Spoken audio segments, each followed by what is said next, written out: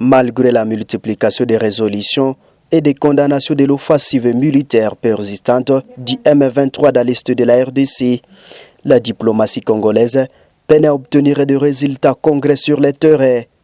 La ministre des Affaires étrangères, Thérèse Kaikwamba Wagner, a récemment exprimé le changement de perspective. Bon, je pense que si nous en sommes à 30 ans, nous sommes quand même justement en mesure de dire qu'il y a des actes qui ont été posés pendant ces 30 ans et même jusqu'à ce qu'il y ait quelques semaines ou quelques jours qui montrent que l'engagement ou le sérieux n'a pas toujours été à l'ordre du jour. Encore une fois, vous avez évoqué les affrontements qui se passent actuellement dans la province du Sud Kivu entre le M23 et les forces armées de la République démocratique du Congo. N'oublions pas que ces M23 sont équipés, ils sont formés, ils sont outillés, ils sont même appuyés directement par le Rwanda. Donc nous avons malheureusement des antécédents qui ont été prouvés de manière objective, pas seulement par les autorités congolaises, mais aussi par les Nations Unies, aussi par les États-Unis d'Amérique, qui étaient les premiers à sanctionner des officiels rwandais, qui nous montrent qu'il y a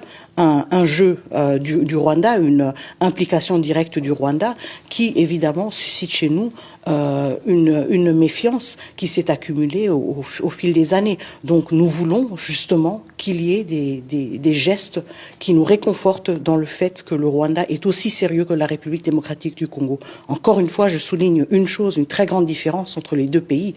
Quand il s'agit de ce conflit, nous sommes ceux qui sont en train de perdre des milliers de vies humaines. Ce n'est pas le cas pour le Rwanda.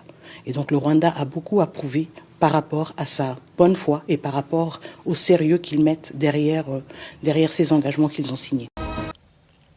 S'exprimant sur France 24, la ministre a indiqué qu'elle comptait désormais sur la bonne foi et le sérieux du Rwanda pour un aboutissement aéré des différents processus de paix à court.